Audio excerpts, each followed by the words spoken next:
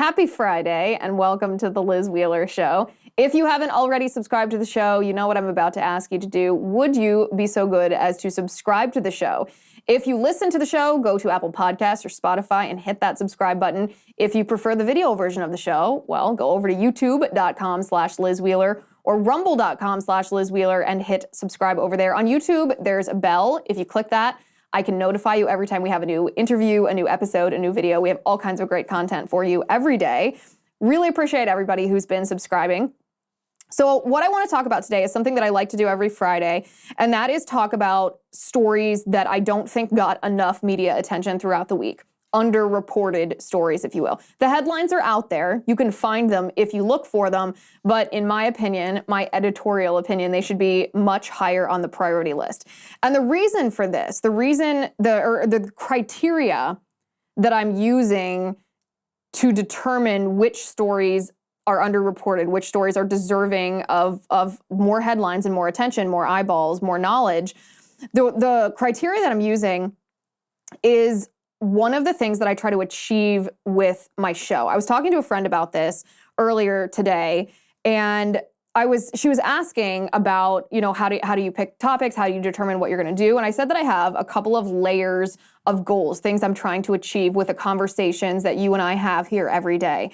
And one of my ongoing arcing goals that I want us both to achieve, sitting here and talking about these pivotal political and cultural topics every day, is I want to give anybody listening the information necessary to feel like they can discard technocracy.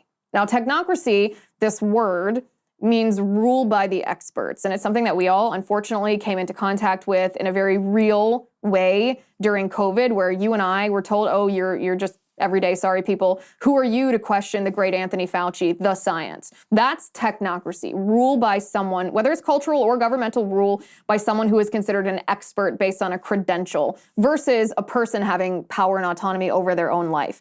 And technocracy has largely infiltrated our country. We are a nation that relies on institutions and the so-called experts who run the institutions for almost all of our pivotal decisions that we make for ourselves and our career and our health and our family. And I reject this notion outright. Technocracy actually has its roots in socialism and Marxism.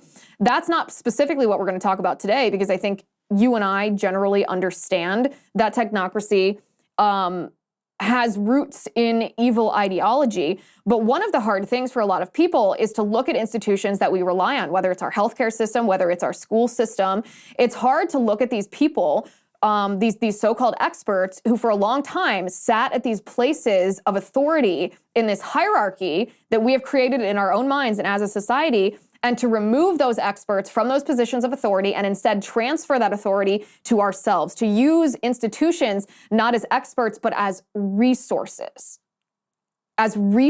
for our decision-making versus deferring to those experts to make those decisions for us and for us to just adhere to what their recommendations are. I know this might sound vague, but what in this interesting conversation that I had with my friend, I was talking about how that's one of the things that I always keep in mind every day is people who have gone through COVID, experienced those years of government infringing on our rights, oftentimes say, you know what, it took that for my eyes to be opened, but I feel like I'm so much more aware of this structure in our civil society now, this structure that's corrupt, whether it's big pharma, whether it's big food, which is what we talked about on the show yesterday, whether it's the healthcare system and the health equity, the American Academy of Pediatrics, all of these different institutions, the teachers' unions, these different places that we thought were on our side, we thought were advocating for us and our families, are actually corrupted and shouldn't be automatically deferred to as experts.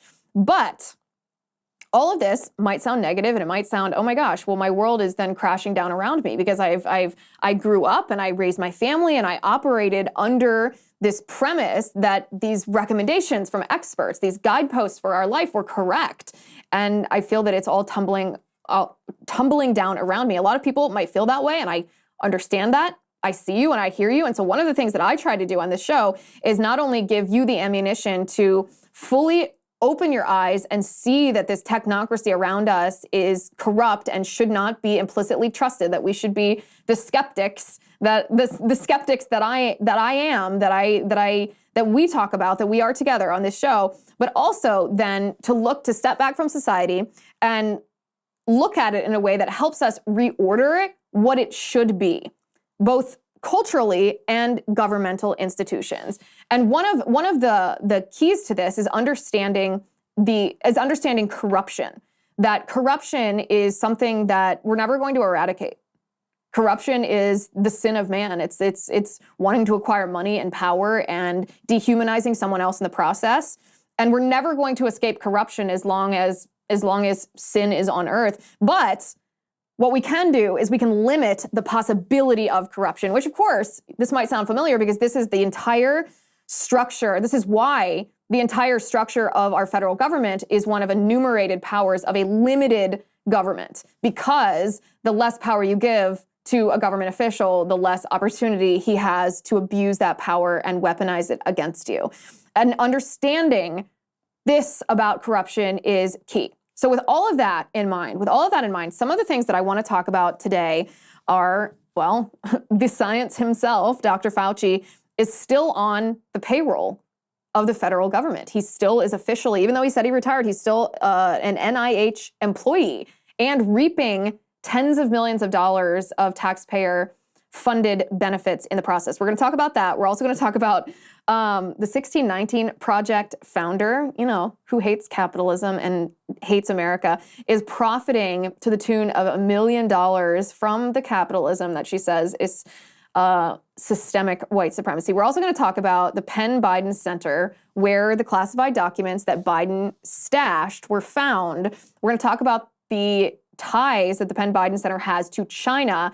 And not just that, that's corrupt in and of itself, but how this influenced a Department of Justice prosecution of Chinese communist agents. And then finally, we're going to talk about a Democrat lawmaker in our federal government who is actively trying to criminalize what she calls, quote, conspiracy to commit white supremacy, which sounds horrible on its face. However, she does not define white supremacy, and she's a radical leftist who has accused each and every one of us on the right of being complicit in white supremacy just by our very existence and our support for conservative policies and maybe our vote for Trump. So all of that being said, let's get to it.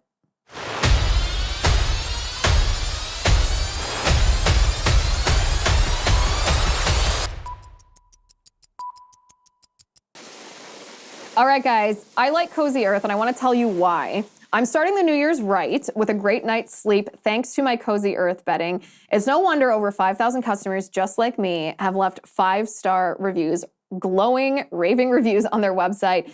And the reason for me is as follows. I hate changing bedding to suit the weather. I don't want to have winter sheets and summer sheets and spring sheets and fall sheets and have to keep track of when it happens to be cold one day or it happens to be warm one day. I don't want to do any of that. But I also don't want to wake up in the middle of the night, sweaty and hot because my bed sheets were too warm, and then get chilled and freezing and gross because the sweat made me cold, all because I had the wrong bedding on my beds. Enter Cozy Earth luxury bedding. Cozy Earth is the softest, most luxurious, and responsibly sourced bedding in the world. It's made of bamboo. Their bedding, this is what I love, is naturally temperature regulating, so you will sleep comfortably all year round.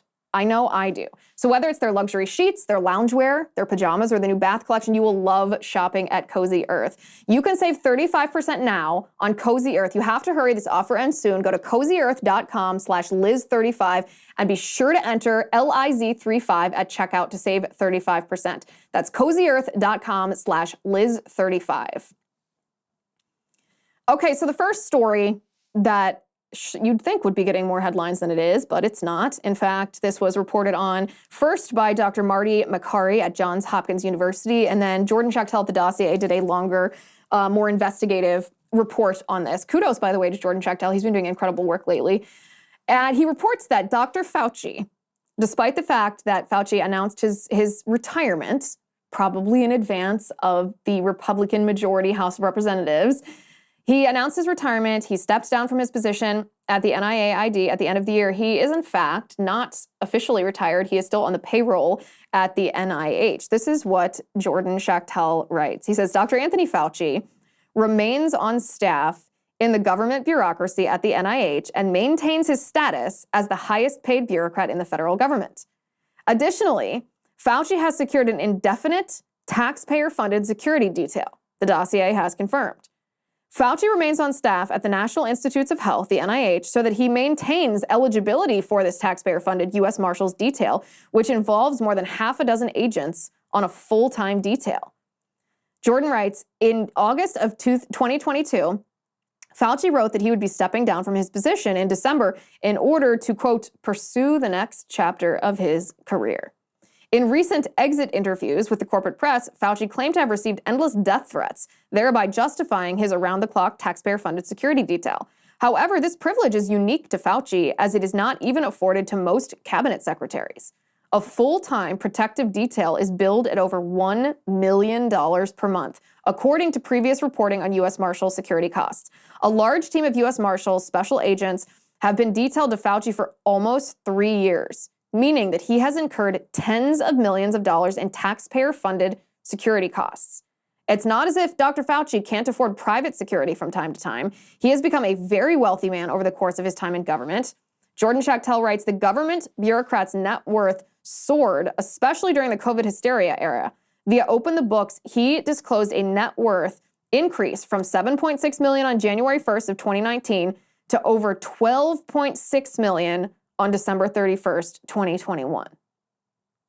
So first of all, how is it that Fauci's net worth doubled in the space of 3 years during the COVID pandemic when everyone else's livelihoods was wiped out? Second of all, does Dr. Fauci deserve an ongoing security detail because he receives death threats?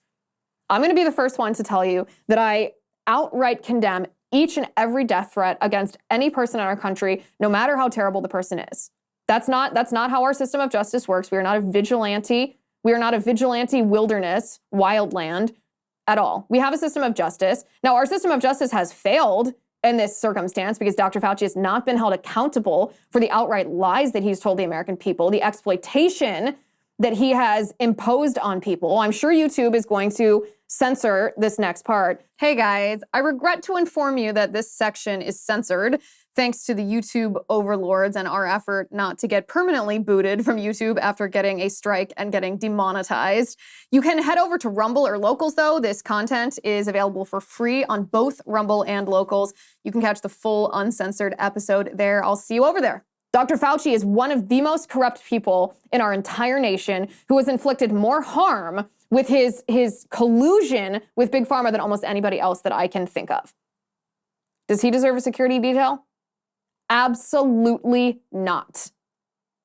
That's my money, your money that's being paid for round-the-clock security for Dr. Fauci because he rose to fame because he was a media-hungry bureaucrat who, aside from wanting the profiles and wanting to be known as the science, wanted to control everybody.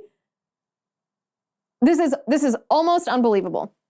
Dr. Marty Makary said that the fact that Fauci is still officially an employee of NIH is actually not the first time that this has happened, and it's not exclusive to Dr. Fauci, that this is a practice of corruption that is common at the NIH. This is what Dr. Makary said. NIAID's most recent chief of viral diseases, 85-year-old Dr. Bernard Moss, who just stepped down from his leadership role, still works at the agency. And Dr. John Bennett, who will turn 90 this year, also still works at NIAID as an infectious disease scientist. Last year, Dr. Francis Collins, age 72, stepped down from his role as NIH director and soon after was named co-head of the White House Office of Science and Technology Policy. Dr. Collins is also still working in a lab at the NIH after serving as director of the agency for 12 years. So I think what we have here is a situation where the NIH is corrupt, the NIAID is corrupt. We know that. We don't need to go over all the intricacies of exactly how they are in bed with Big Pharma or how oftentimes these bureaucrats who make decisions at the NIH, the NIAID, even the FDA and the CDC, they make those decisions to benefit big pharma, and then after they're private citizens, again, they cash out. We know that that happens. But it also seems like they, quote unquote, take care of their own. That when you are finished with your career, you remain on the taxpayer dole. You continue to get our money for not doing any work in exchange. That's corrupt. That's corrupt even separately from the security detail, but the security detail, I gotta tell you, burns me up a lot more than even this corruption. This is similar, by the way. I'm tacking on. This is similar, although unrelated topically. Similar but unrelated topically, meaning other people, like the 1619 Project founder, Hannah Nicole Jones, she profited $1 million just in 1 year from college speeches, going around to colleges and condemning the United States, painting the United States as being illegitimate, stolen land, systemic white supremacy, all that nonsense. She has called the United States, quote, one of the most unequal societies in the history of the world. If the US society is so unequal, then how is it that someone who is just peddling a load of crap can make $1 million talking about the crap that she peddles at college campuses? It's funny to me that the people who condemn capitalism the hardest are the ones who oftentimes profit by bringing no value to the market, but somehow convincing other people to pay good money for it. How is it systemic oppression and white supremacy if this woman, who is clearly a black woman, is able, without work, just by speaking, to make this amount of money? That one it's almost funny to me, but this shows the corruption. She's trying to destroy the United States from within, trying to destroy our free market economy, which is the backbone of individual freedom. That's when the Declaration of Independence says life, liberty, and the pursuit of happiness. The pursuit of happiness is the fruits of your labor. Life, liberty, and property, as it's also known. Property meaning that which you own, that which is yours personally, that which you create, that which you bring to the marketplace, that which you purchase. This woman wants to destroy that, but not before she makes a pretty penny on it. Okay, well, I think we know why that those two headlines have not been reported on more than they are, but it shows the fundamental corruption of these people who society pretends are the quote-unquote experts. Okay, story number 2 here, we're gonna get to in just a second, but first I wanna tell you why I like For Patriots and why I think you will too. A food shortage could be coming, even in the United States. This is what experts were writing as recently as July. Drought, inflation, and even new political policies are pushing America's food supply near its breaking point. All you have to do is go to the grocery store, see the increased prices and the empty shelves to know that that is true. That's also why survival food is more important than ever. I invite you and encourage you to create your own stockpile of the best-selling For Patriots survival food kits. This is not ordinary food. We're talking about good for 25 years super survival food. This is hand-packed right in a family-owned facility in the US, giving jobs to over 200 Americans. And the kits themselves that the food is in are compact, they're sturdy, they're water-resistant, and they stack easily, which means they're very easy for you to store long-term. They have different delicious breakfasts, lunches, and dinners. You can make these meals easily in less than 20 minutes. You just add boiling water, simmer, and serve. And right now, you can go to forpatriots.com and use code Liz to get 10% off your first order on anything in their store. Plus free shipping on orders over $97. Just go to forpatriots.com and use code Liz to get 10% off. That's forpatriots.com, code Liz, to start building your own stockpile today.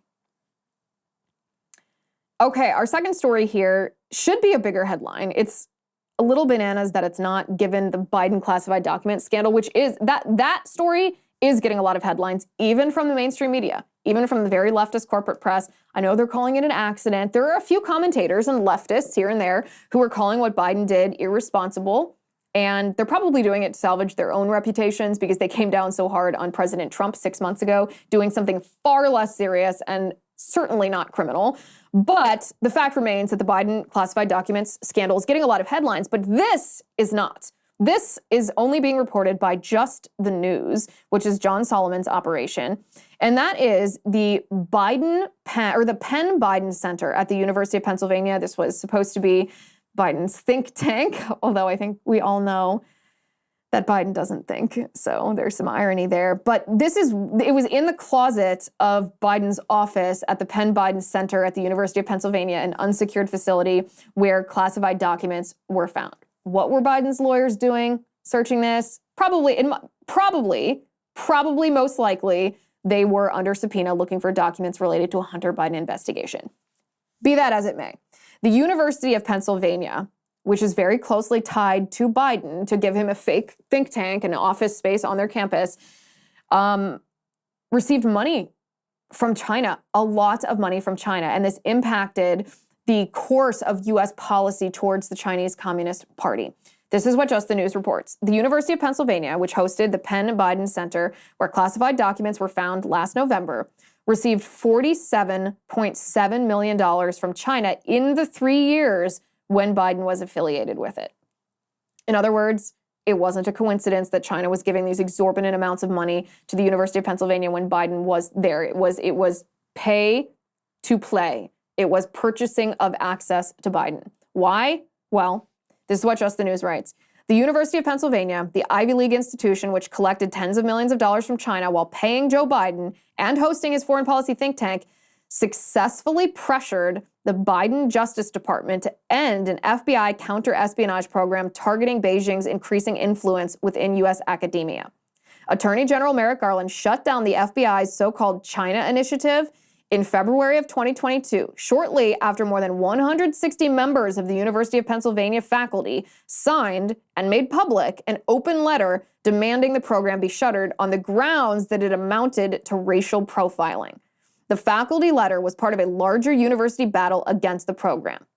The Department of Justice's own website still includes to this day a lengthy recitation of criminal cases the 4-year program had brought against members of academia who were working with China, either on espionage charges or failure to disclose foreign monies as is required by law. Okay, so first of all, we have talked about the China Initiative on the show a long time ago, a year ago.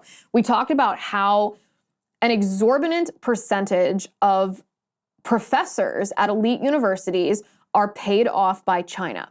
They receive money from China, and in return from that, they either leverage influence over the way that they teach their students about the Chinese Communist Party, or they commit outright espionage. They give usually intellectual property secrets from the STEM field, about technology and science, to the Chinese Communist Party. Some of these professors are Chinese nationals. Some of them are in fact Chinese by descent, even if they're American citizens. Some of them aren't. Some of them are American citizens of other races and other skin colors who are just selling out to the Chinese for the paycheck that the Chinese give them in return. This is an incredibly important, or it was before the University of Pennsylvania helped kill it.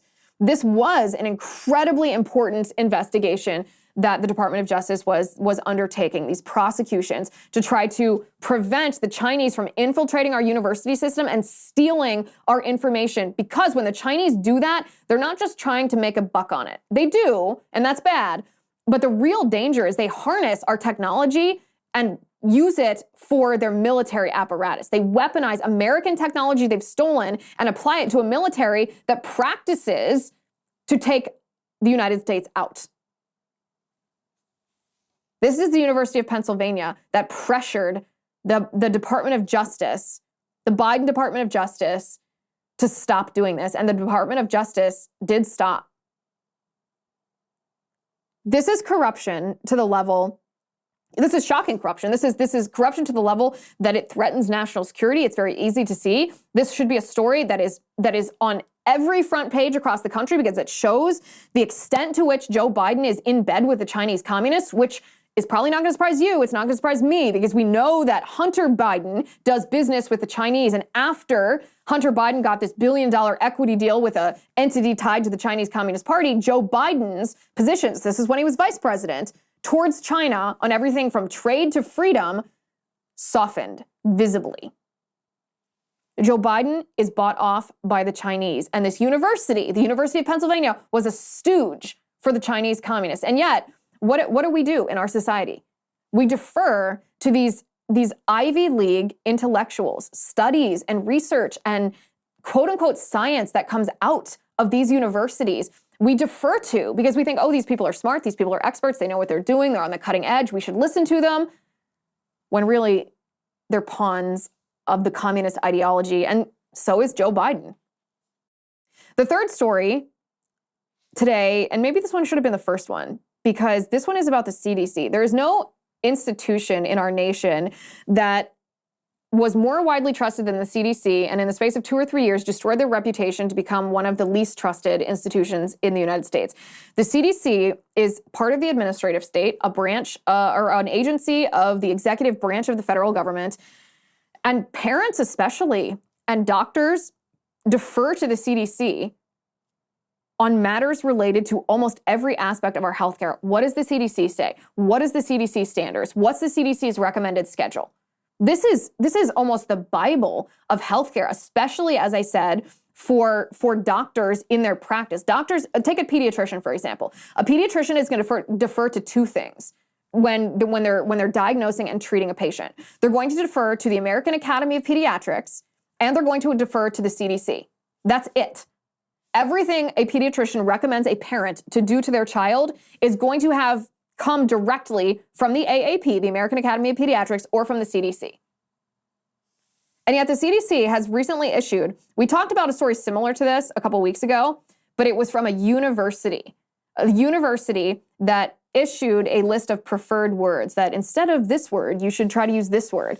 And we did a whole episode on it, actually, because it's worth talking about. These are the cultural, the front lines of the cultural battles in our nation. And I expect that from very radically left universities, but from the CDC, they're doing the same thing now. The CDC issued a list of preferred words. Now they're trying to control our speech, and I want to read a couple of them to you. Keep in mind that this is not effective language. This is not related to healthcare. This is just straight up neo-Marxism. It's straight up social engineering. It's not about health. It is ideology, and it's neo-Marxist ideology. This is what the CDC list says. Instead of the words inmate, or prisoner, or convict, or ex-convict, or offender, or criminal, or parolee, or detainee, try these phrases instead. Persons in pretrial with a charge, people who were formerly incarcerated, persons who are detained. So think of a violent felon, a murderer. A thug in the streets. We call those people criminals. Instead of calling that person that just mugged an old lady on the street a criminal, instead of calling that violent felon who was convicted of horrible crimes and is serving a lifetime in prison, instead of calling them a criminal, you're supposed to call them a person who was detained. A person who was detained. You're detained if after church, the old lady next to you getting coffee and donuts talks to you too long. You're detained if you can't get off the phone with your grandmother. That's a person who's detained. A violent criminal who's been convicted of a criminal charge is a criminal, and it's okay to call them that. By not calling them a criminal, by calling them a person who is detained, you are not adequately expressing the violence that they have committed against society, the harm that they have committed against society. But the CDC says that that's what you should do. Okay. So the next one we're going to get to in just a second. But first, I want to talk to you about American Hartford Gold. And let me ask you a question. Is it only me, or does it feel that the future is more insecure and uncertain by the day? At every turn, we're getting less for more, while record inflation, soaring interest rates, and a looming recession are threatening businesses, our jobs, and our retirement funds. Even Fed Chair Powell warned us to brace for more pain. What is that supposed to mean? Fortunately, there is a way to secure your hard-earned nest eggs. You don't have to wait to find out. You can do what I did. You can call the only precious metals dealer that I trust, American Hartford Gold. They make it simple and easy to protect your savings and retirement accounts with physical gold and silver. With one short phone call, they can have physical gold and silver delivered right to your door or inside your IRA or 401k. If you call them right now, they'll give you up to $1,500 of free silver on your first order. So don't wait. Call them now. Call 866-781-7499. That's 866-781-7499, or text Liz to 65532. Again, that's 866-781-7499, or text LIZ to 65532. Okay, so next on the list of the CDC's preferred words, they say, instead of this, the uninsured, try this. People who are medically underserved. People who are uninsured, people who are underinsured, people who do not have health insurance, people who are medically underserved. I don't think that it's the proper comparison at all to say that people who don't have health insurance are people who are medically underserved.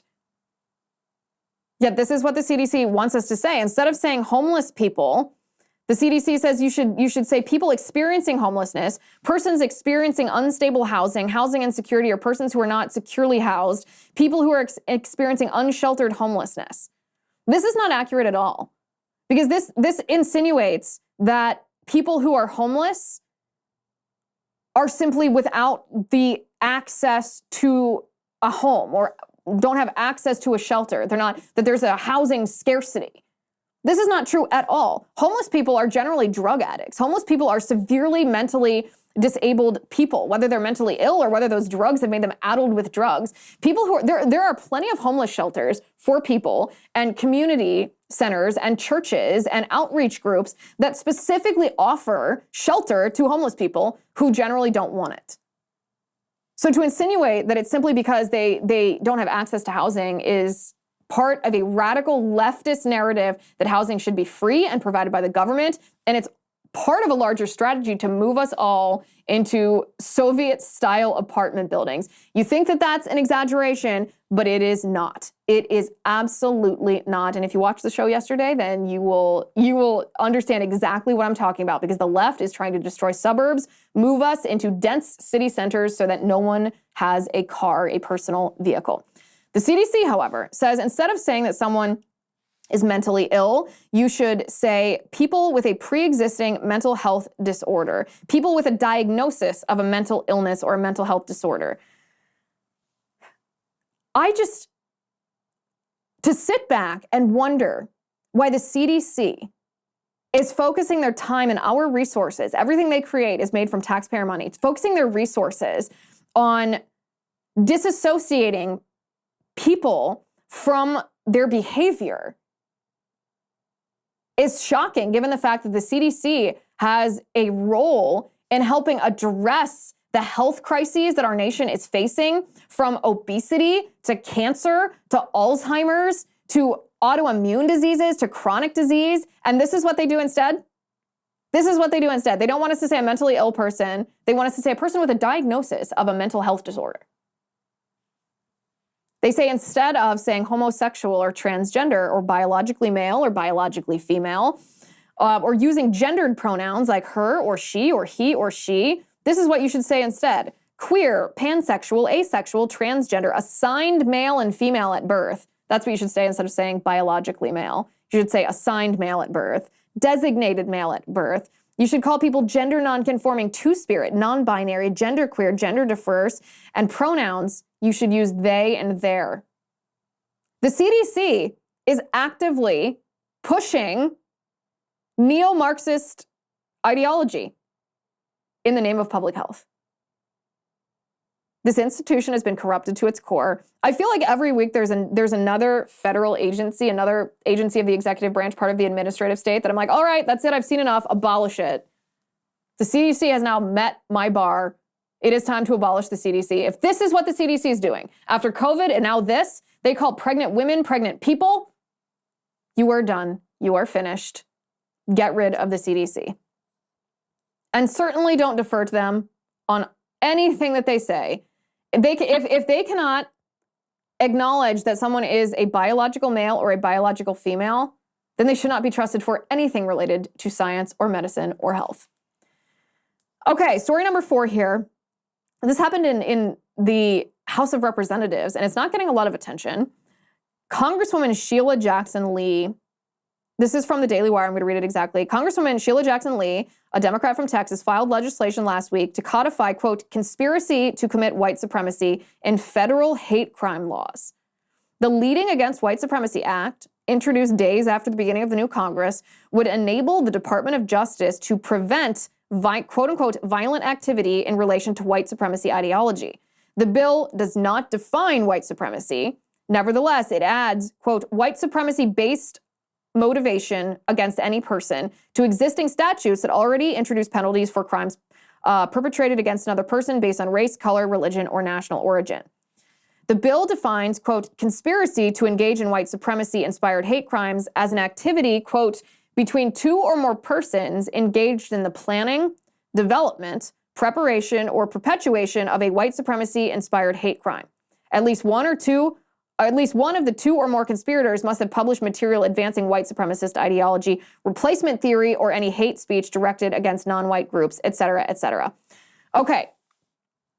First of all, real white supremacy is evil, but that's not what Democrats are talking about. This is the most obvious statement in the world. Real white supremacy is perhaps one of the most evil ideologies of all the evil ideologies. It dehumanizes our fellow humans made in God's image. We all know this. But what the left means when they say white supremacist is the same thing that the left means when they say racist. It's the same thing the left means when they say extremist, domestic terrorist, transphobe, homophobic. It's the same thing that they mean when they say hate speech, when they say your words are literal violence, when they call you a sexist. What they mean is conservative. What they mean is someone who might have voted for Trump. What they mean is someone who is opposed to radical leftist ideology, who is anti-Marxism. They mean you. They mean me. They've actually belittled and demeaned the real meanings of those words to the point where if there's an allegation of white supremacy or racism, a lot of people just shrug it off. It's like the boy who cried wolf. We're like, okay, did someone vote for Trump? Is that what you're talking about? Because it's not real white supremacy. So the fact that there's no definition of white supremacy in this bill is terrifying. You want Congress, the Department of Justice under Merrick Garland, to supply the definition of white supremacy when they're targeting people? This is going to leave all of us in the crosshairs because the radical left defines white supremacy as a mainstream conservative viewpoint. If someone, the other part of this that's simply horrendous is that this is the end of it. It says, at least one of the two or more conspirators must have published material advancing white supremacist ideology, quote unquote replacement theory, or hate speech directed against non-white groups on social media or other platforms where the content could be viewed by persons who are predisposed to engaging in any action in furtherance of a white supremacy-inspired hate crime. So essentially, what this bill does is it makes you responsible if you post something somewhere that some deranged person could misinterpret, then you're liable. This is exactly what they did to President Trump on January 6th. They said, well, it had dog whistles, it had signals, it had a secret code. He said, don't commit violence and go home. But what he meant and what these people interpreted him as saying was actually commit violence against the Capitol. This is banana stuff, very dangerous stuff, and shows the extent to which the institution of the Democratic Party has been co-opted by outright Marxism and hatred towards half of the country, hatred towards Republicans and conservatives, Christians, you and me. All right, story number 5. A group of 5 Democrat legislatures in the state of Virginia, so state-level legislators, have introduced a bill that would allow children to transition genders without their parental consent. This bill is an outright assault on parental rights. It's horrible. It's House Bill 2091 in the state of Virginia for anyone who wants to look it up. The sponsors of this bill are Candy Munden King and Patrick Hope, Michelle Lopez Maldonado, and Marcus Simon. Munden King is the sponsor. This is what the bill says. Any minor 16 years of age or older who is determined by a healthcare provider to be mature and capable of giving informed consent shall be deemed an adult for the purpose of giving consent to consultation, diagnosis, and treatment of a mental or emotional disorder by a healthcare provider or clinic.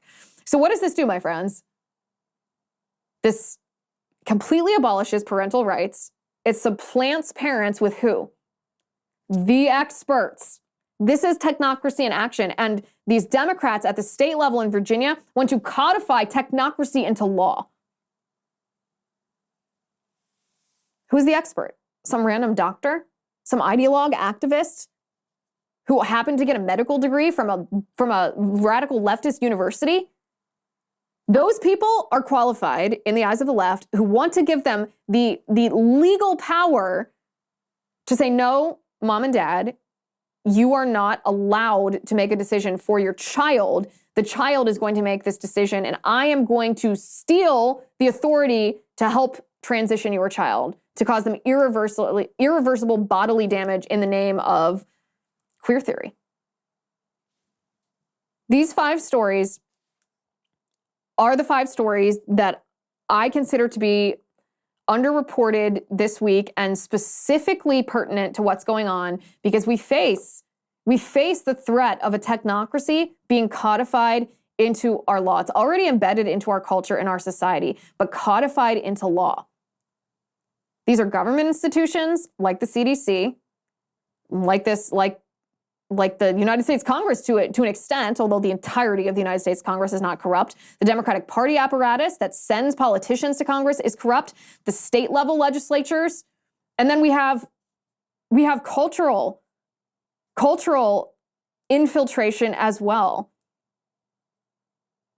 The skepticism that we should use to address the world, the society at large, the institutions of technocracy should be of the highest degree. Question, question, question. Use experts as resources, not as the be all and end all. And my goal today is to give you ammunition in order to be able to help reorder our society for that purpose. Okay, if you missed any of the other episodes that we did this week, we had some really good stuff. We had the verdict on Andrew Tate.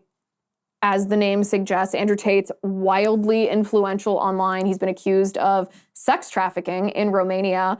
He makes his money hiring women to act in pornography. And so we talk about how Andrew Tate is actually a false prophet preaching a false gospel, using tidbits of truth to draw in vulnerable young men, and how absolutely abjectly evil that is.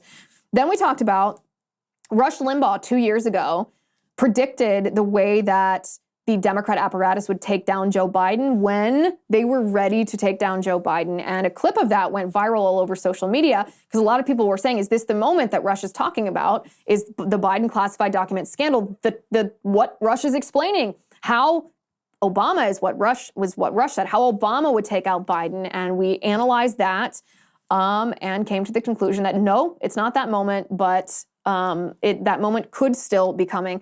We also talked about the World Economic Forum and Klaus Schwab, and whether this is something that conservatives just like to put on a pedestal so that we can criticize, or whether Klaus Schwab is as influential as many believe him to be, and the devastating impacts of especially the environmental aspect of his ESG policies when it comes to electric cars. You don't want to miss that one. That one's one of my favorite ones from this week. We also talked to Callie Means, who is a former lobbyist that worked for Coca-Cola, and he said he was in the room when Coca-Cola bought off the NAACP to paint anyone who was opposed to soda being included in SNAP benefits as racist. So you can find those anywhere that you get your podcasts. You can find them on Apple Podcasts, on Spotify, on Stitcher, on YouTube if you like to watch the video version, on Rumble, and of course, always airing at 7 p.m. on the First TV. Thank you for watching. Thank you for listening. I'm Liz Wheeler. This is The Liz Wheeler Show.